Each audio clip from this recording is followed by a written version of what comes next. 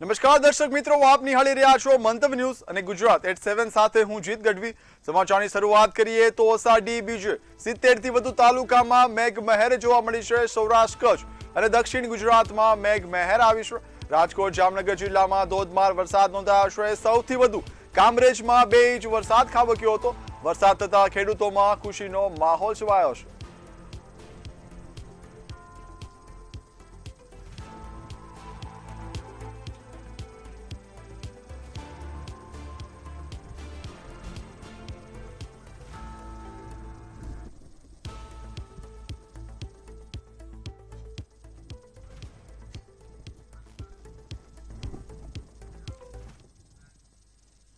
નજર કરીએ અન્ય સમાચાર પર તો અષાઢી બીજે રાજ્યના 70 થી વધુ તાલુકામાં મેઘમહેર જોવા મળી છે। સુરતમાં વિરામ બાદ ફરી વરસાદ શરૂ થતા માંગરોળ, ઉમરપાડા, કામરેજ અને ઓલપાડમાં વરસાદ નોંધાયો હતો। કામરેજમાં ભારે વરસાદથી પાણી ભરાતા વાહન ચાલકોને મુશ્કેલી પડી હતી, જ્યારે અમરેલીના બગસરા શહેરમાં લાંબા વિરામ બાદ ધીમે ધારે વરસાદ વરસતા વાતાવરણમાં ઠંડક પ્રસરી હતી। ગીર સોમનાથના વેરાવળ પંથકમાં વહેલી સવારથી ધોધમાર વરસાદ પડ્યો હતો। કાલા ડિબાંગ વાતાવરણ વચ્ચે વરસેલા વરસાદથી નીચાણવાળા વિસ્તારો અને શેરીઓમાં પાણી વહ્યા હતા। વરસાદથી લોકોને ગરમીમાંથી રાહત પણ મળી હતી।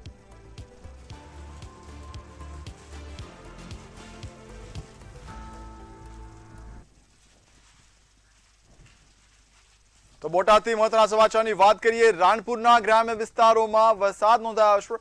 નાગનેશ ગામે કડાકા ભડાકા સાથે વરસાદ વરસ્યો છે। વરસાદ પડતા ખેતરોમાં પાણી વહેતા થયા છે। નાગનેશ, કિનારા અને ભરાનિયા સહિત ગામોમાં વરસાદ નોંધાયો છે। રાણપુર શહેરના વરસાદી ઝાપટા જોવા મળ્યા છે। લાંબા સમય બાદ વરસાદ થતા ખેડૂતોમાં પણ આનંદ ફેલાયો છે।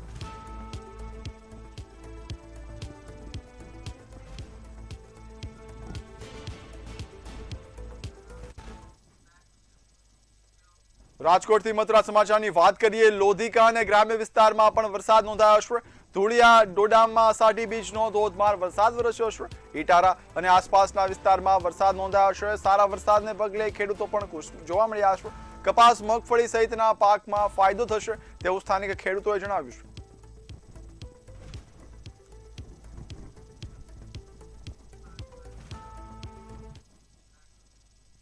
તો રાજકોટથી વાત કરીએ। પડધરી પંથકમાં પણ ધોધમાર વરસાદ વરસ્યો છે। સરપદળ વિસ્તારમાં 3 ઇંચથી વધુ વરસાદ નોંધાયો છે। સરપદળ આસપાસની નદીઓ બે કાંઠે વહેતી થઈ છે। 5 થી 7 ગામોમાં મેઘમહેર આજ વરસી છે। અષાઢી બીજે વાવણી લાયક વરસાદ પડતા પાકને પણ નવજીવન મળ્યું છે। વરસાદથી ખેડૂતો હાલ ખુશ જોવા મળ્યા છે।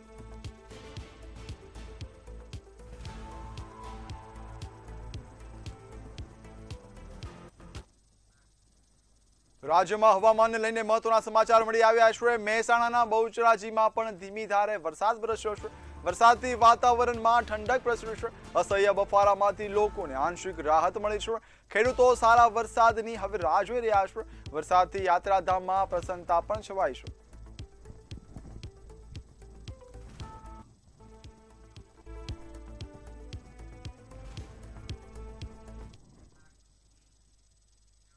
હવે નજર કરીએ અન્ય સમાચાર પર તો ગુજરાતમાં ચોમાસા વચ્ચે રાજ્યના 206 જળાશયોમાં સરેરાશ માત્ર 41.14% જળ સંગ્રહ નોંધાતા ચિંતા વધી છે। ગયા વર્ષે 15 જુલાઈ સુધી સરેરાશ 59% પાણીનો સંગ્રહ થયો હતો, જ્યારે આ વર્ષે તેમાં નોંધપાત્ર ઘટાડો થયો છે। જોકે સરદાર સરોવર ડેમમાં 65.22% જળસ્તર હોવાથી આગામી સમય માટે રાહતની આશા છે। રાજ્યના માત્ર 5 જળાશયો 100% ભરાયેલા છે। હાલ 12 જળાશયો હાઈ એલર્ટ, 2 એલર્ટ, 11 વોર્નિંગ હેઠળ છે। જળાશયોની સ્થિતિ મુજબ 20 ડેમમાં 70 થી 100%, 25 ડેમમાં 50 થી 70%, 50 ડેમમાં 25 થી 50% અને 106 જળાશયોમાં 25% થી ઓછું પાણી છે। વિસ્તારવાર કચ્છમાં સૌથી ઓછી 24.38% જળ સંગ્રહ સ્થિતિ છે, જ્યારે મધ્ય ગુજરાતમાં 48% અને દક્ષિણ ગુજરાતમાં 41%, તેમજ જો ઉત્તર ગુજરાત અને સૌરાષ્ટ્રની વાત કરીએ તો બંનેમાં 39% જળસ્તર નોંધાયું છે।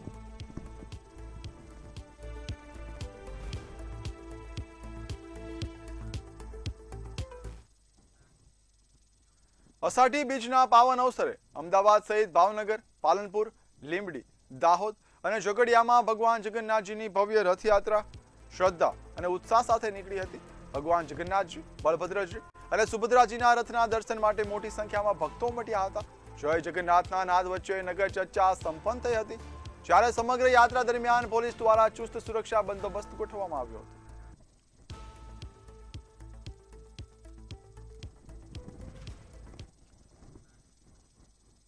સૂર્યોદય થતાની સાથે જ જગતના નાથ ભગવાન જગન્નાથજી, બહેન સુભદ્રાજી અને ભાઈ બળભદ્રજીના રથ પર સવાર થઈને નગર ચર્ચાએ નીકળ્યા છે અને નગરજનોએ અલૌકિક દર્શન આપી રહ્યા છે.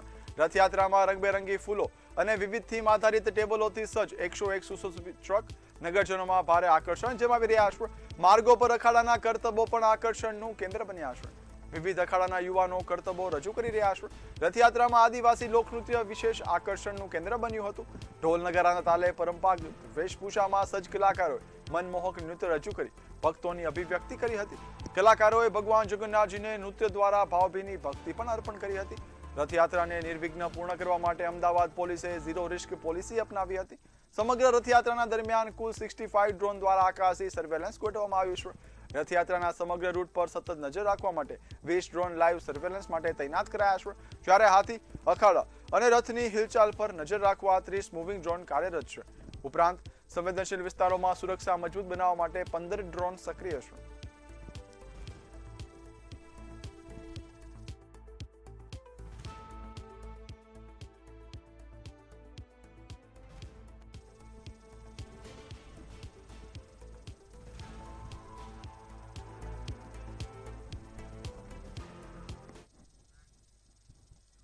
ગાંધીનગર જિલ્લાના માણસા શહેરમાં ભગવાન જગન્નાથજીની 55મી રથયાત્રા ભક્તિભાવ સાથે નીકળી હતી.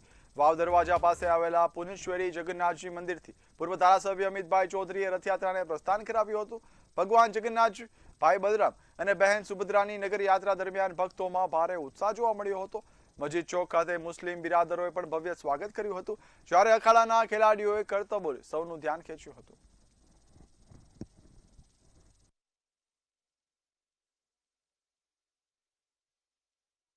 આ વર્ષે પણ ધામધૂમથી જગન્નાથ યાત્રાનું આયોજન કર્યું છે.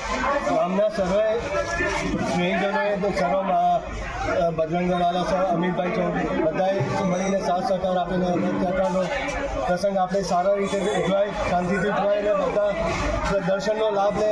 અમે એનો પૂરેપૂરો આયોજન કર્યું છે અને આના પછી બપોરે વિસ્તારમાં છે રાધાકૃષ્ણ મંદિરમાં ત્યાં પ્રસાદનું પણ આયોજન કર્યું છે. અને આ અમારું બાપ દાદાનું ગોરધનદાસ મહાજન ટ્રસ્ટની વર્ષો જૂની જે પ્રથા ચાલી આવી છે તે ભગવાનના આશીર્વાદથી અમે બધા એ પ્રથા જાળવી રાખવાની કોશિશ કરી છે. અને અમે ભગવાનને વિનંતી કરી છે કે દરેક લોકોને, દરેક ગામજનોને અને સર્વેને ખૂબ ખૂબ આશીર્વાદ આપે અને ખૂબ ખૂબ સમૃદ્ધિ અને બધાની તબિયત સારી રાખે. આજ બધાને ભગવાનને પ્રાર્થના કરીને જય જગન્નાથ. અરવલ્લીના મોડાસા ખાતે ભગવાન જગન્નાથની 44મી ભવ્ય રથયાત્રા નીકળી હતી. જિલ્લા પોલીસ વડા મનોહરસિંહ જાડેજા, નગરપાલિકા પ્રમુખ જયશ્રી પટેલ અને મામલતદાર ગોપી મહેતા સહિતના મહાનુભાવો ઉપસ્થિત રહ્યા હતા.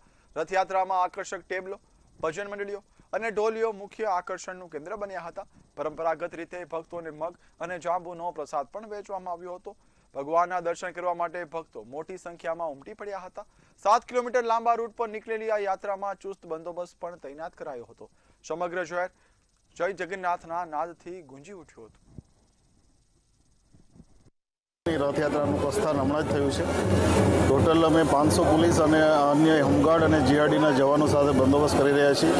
આ ઉપરાંત જિલ્લાના અન્ય ભાગોમાં જ્યાં જ્યાં રથયાત્રા છે ત્યાં પૂરતો બંદોબસ્ત રાખવામાં આવ્યો છે. બંદોબસ્ત ઉપરાંત અમારી પાસે અહીંયા સીસીટીવીનું નેટવર્ક છે. પ્રાઇવેટ સીસીટીવી પણ અમે એની સાથે જોડાણ કર્યું છે. ઉપરાંત આપ જોઈ રહ્યા છો ડ્રોનથી પણ સર્વેલન્સ ચાલુ છે. ધાબા પોઈન્ટ, ડીપ પોઈન્ટ, ઘોડેસવાર પોલીસ, આ બધાની સાથે શાંતિપૂર્ણ રીતે રથયાત્રાનો પ્રસંગ પૂરો થાય એવી પોલીસની પૂરેપૂરી તૈયારી છે.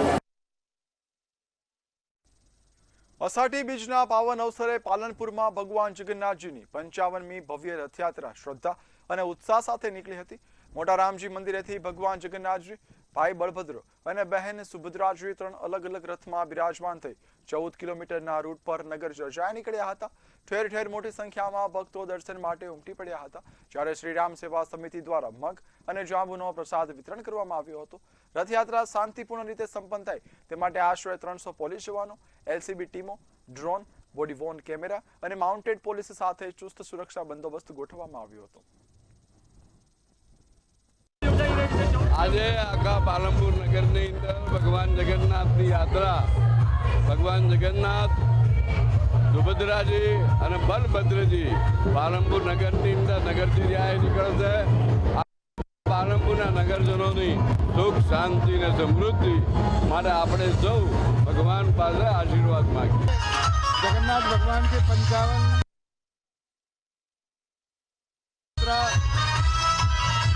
नगर भ्रमण करने जा रही है। खूब धूमधाम से रथ यात्रा निकल रही है। सब भक्तजनों से यही निवेदन है, आ रथ यात्रा में भाग लो, भगवान के दर्शन करें और आगे भी ऐसा ही प्रोग्राम होता रहे. બનાસકાંઠામાં આજરોજ પાલનપુર ખાતે ભગવાન જગન્નાથજીની જે રથયાત્રા નીકળી છે, ભગવાન જગન્નાથ જે નગરચર્યામાં નીકળ્યા છે, તો આપણે જાણો કે બનાસકાંઠા પોલીસ દ્વારા આ સમગ્ર બંદોબસ્તમાં 12 જેટલા પીએસઆઈ અને 300 જેટલા પોલીસ જવાનો આ રથયાત્રામાં ખડે પગે જે ભક્તજનો છે એમની સેવા માટે તત્પર છે.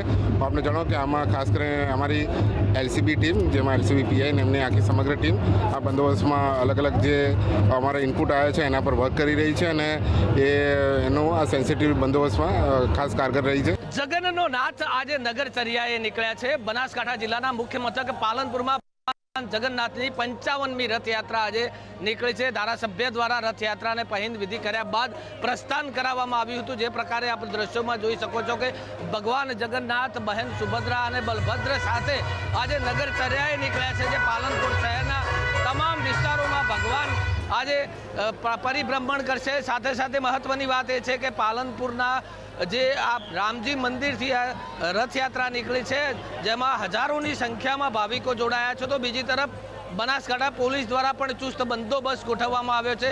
ડીવાયએસપી, એસપી, પીઆઈઓ સહિત પોલીસ કાફલો પણ આ જે રથયાત્રા છે તે રથયાત્રામાં કોઈ અનિચ્છનીય બનાવ ના બને તેને લઈ અને ગોઠવવામાં આવે છે. એટલે કે મહત્વની વાત છે કે પાલનપુરમાં છેલ્લા 55 વર્ષથી ભગવાન જગન્નાથની રથયાત્રા નીકળે છે.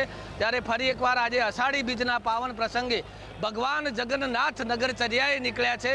જે પાલનપુરના તમામ વિસ્તારોમાં પરિભ્રમણ કરશે અને સાંજે નિજ મંદિરે પધારશે. ત્યારે આ રથયાત્રાને લઈ અને હાલ ભાવિકોમાં અનેરો ઉત્સાહ જોવા મળી રહ્યો છે. જય જગન્નાથના નાદ સાથે આખું પાલનપુર અત્યારે ભક્તિમય માહોલમાં જોવા મળી રહ્યું છે. રમેશ પટેલ, મંતવ્ય ન્યૂઝ, બનાસકાંઠા. સાબરકાંઠા જિલ્લાના ઈડર શહેરમાં ભગવાન જગન્નાથજીની 28મી ભવ્ય રથયાત્રા નીકળી હતી. ધારાસભ્ય રમણ વોરાએ પરંપરાગત પહિંદ વિધિ કરી રથયાત્રાનું પ્રસ્થાન કરાવ્યું હતું. રામદ્વારા મંદિરથી શરૂ થયેલી આ યાત્રામાં નાથના દર્શન કરવા માટે ભક્તોનું ઘોડાપૂર ઉમટ્યું હતું. રથયાત્રા દરમિયાન શહેરમાં કોમી એકતાનો અદ્ભુત ત્રિવેણી સંગમ દેખાયો હતો. મુસ્લિમ બહુલ વિસ્તારોમાંથી નાથનો રસ પસાર થયો ત્યારે એકતાની ભાવના સાથે રથયાત્રાનું ઉષ્માભર્યું સ્વાગત કરાયું હતું. સમગ્ર ઈડર નગર ભક્તિ અને ભાઈચારાના રંગે રંગાઈ ગયું હતું.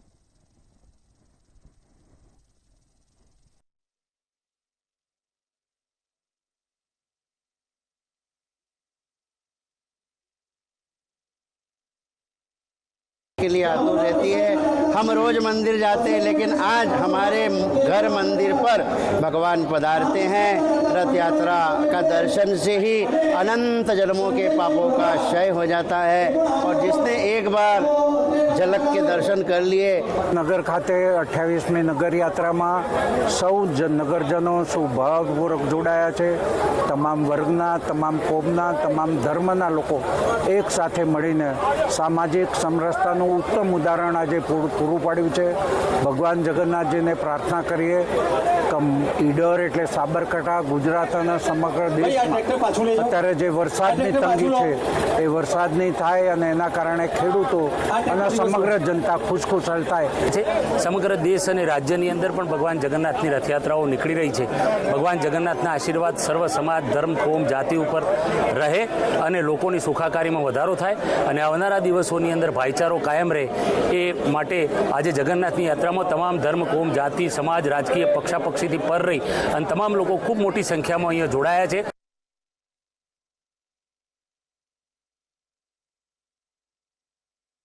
ખેડ બ્રહ્માના ગ્રામ્ય વિસ્તારમાં આવેલા રાધાકૃષ્ણ મંદિરથી સવારે ભગવાન જગન્નાથ, ભાઈ બલરામ અને બહેન સુભદ્રાજી રથમાં બિરાજમાન થઈ ભવ્ય રથયાત્રા પર નીકળ્યા હતા. રથયાત્રા શહેરના વિવિધ માર્ગો પરથી પસાર થઈ કાબરા પરિવારના મોસાળે પહોંચી હતી, જ્યાં ભગવાનનું પરંપરાગત મામેરું ભરવામાં આવ્યું હતું. માર્ગમાં ઠેર ઠેર પ્રસાદ, ઠંડા પીણા, પૂજા અને આરતી સાથે રથયાત્રાનું ઉષ્માભેર સ્વાગત કરાયું હતું.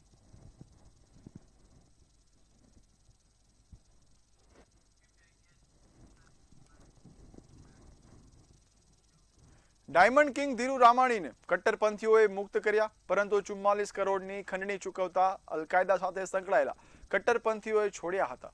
વધુ વિગત સાથે જોઈએ આ ખાસ અહેવાલ. આફ્રિકન દેશ માલીમાં અપહરણનો ભોગ બનેલા સુરતના જાણીતા 75 વર્ષીય ગુજરાતી હીરા ઉદ્યોગપતિ ધીરુ રામાણીને કટ્ટરપંથી અપહરણકારોના કબજામાંથી મુક્ત કરવામાં આવ્યા છે. માહિતી અનુસાર તેમની મુક્તિ માટે અંદાજે 44 કરોડની ખંડણી ચૂકવવામાં આવી હોય તેવું સામે આવ્યું છે. શરૂઆતમાં અપહરણકારોને લગભગ રૂપિયા 100 કરોડની ખંડણીની માંગ કરી હતી. તેમની સુરક્ષિત વાપસીથી પરિવારજનો અને હીરા ઉદ્યોગ સાથે જોડાયેલા વેપારીઓને રાહતનો શ્વાસ આવ્યો છે. ધીરુ રામાણી છેલ્લા 2 વર્ષથી આફ્રિકામાં સ્થાયી હતા. ન્યૂયોર્ક સિટીમાં તેમની રામાણી એક્સપોર્ટ નામની પેઢી, ડાયમંડ ફેક્ટરી તેમજ CBD ડાયમંડ અને જ્વેલરીમાં શોરૂમ્સ કાર્યરત છે. માં પણ તેમનું વિશાળ ડાયમંડ નેટવર્ક કાર્યરત છે. તેમના દીકરાઓ અમેરિકાના નાગરિકો છે અને આંતરરાષ્ટ્રીય હીરા બજારમાં રામાણી પરિવારનું આગવું સ્થાન માનવામાં આવે છે. આ અપહરણની ઘટના લગભગ 3 મહિના પહેલા બની હતી. ધીરુ રામાણી સાથે અન્ય 2 ભારતીય નાગરિકોનું પણ અપહરણ કરાયું હતું, જેમાં તેમના રસોઈયા અને એક ઇલેક્ટ્રિશિયનનો પણ સમાવેશ થાય છે. ઘટનાની જાણ થતાં વિદેશમાં વેપાર કરતા સુરતના ઉદ્યોગપતિઓમાં પણ ભારે ચિંતા ફેલાઈ હતી. જો કે હવે ધીરુ રામાણીની મુક્તિ થતાં તેમના પરિવારજનો તેમજ વેપારી વર્તુળોમાં ખુશી અને રાહતનો માહોલ જોવા મળી રહ્યો છે. બ્યુરો રિપોર્ટ, મંતવ્ય ન્યૂઝ. રાજ્યમાં CET પરીક્ષાના આધારે ધોરણ 6 થી 12 સુધીના વિદ્યાર્થીઓને ખાનગી જ્ઞાન શક્તિ રેસિડેન્શિયલ સ્કૂલોમાં પ્રવેશ આપવાની નીતિ સામે હવે વિરોધના સ્વર ઉઠવા લાગ્યા છે. વધુ વિગત સાથે જોઈએ ખાસ અહેવાલ. અખિલ ભારતીય રાષ્ટ્રીય શૈક્ષિક મહાસંઘ ગુજરાત શિક્ષણ મંત્રી પ્રદ્યુમન વાજાને પત્ર લખીને સમગ્ર નીતિની ઉચ્ચ સ્તરીય સમીક્ષા કરવાની માંગ કરી છે. મહાસંઘે પોતાના પત્રમાં જણાવ્યું કે પ્રતિભાશાળી વિદ્યાર્થીઓને સરકારી શાળાઓમાંથી અલગ કરીને ખાનગી સંચાલિત નિવાસી શાળાઓમાં મોકલવાથી સરકારી શાળાઓની ગુણવત્તા, શૈક્ષણિક વાતાવરણ અને વિદ્યાર્થીઓની સંખ્યા પર નકારાત્મક અસર પડી રહી છે. સંગઠનના મતે સરકાર દ્વારા સરકારી શાળાઓને જ વધુ મજબૂત બનાવવાના પ્રયાસો થવા જોઈએ. પત્રમાં વધુ ઉલ્લેખ કરાયો છે કે જ્ઞાન શક્તિ રેસિડેન્શિયલ સ્કૂલોમાં વિદ્યાર્થીઓ પાછળ સરકાર દ્વારા સરકારી શાળાઓની સરખામણીએ અનેક ગણો ખર્ચ કરવામાં આવે છે. ધોરણ 6 થી 8 માટે ખાનગી સંસ્થાઓને પ્રતિ વિદ્યાર્થી રૂપિયા 20,000, ધોરણ 9-10 માટે 22,000 અને ધોરણ 11 25,000 સુધીની સહાય આપવામાં આવે છે, જ્યારે સરકારી શાળાઓમાં પ્રતિ વિદ્યાર્થી ખર્ચ તેની તુલનામાં ઘણો ઓછો છે.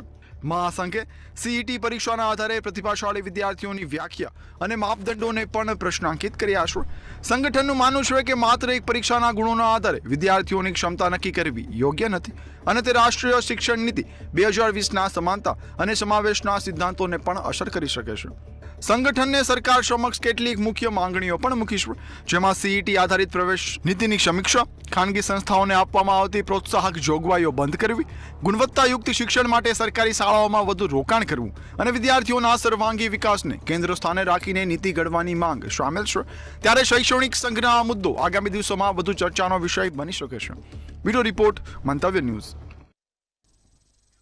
ગુજરાત 7 માં હાલ બસ આટલું જ. હવે નિહાળો સૌરાષ્ટ્ર સુરત. નમસ્કાર.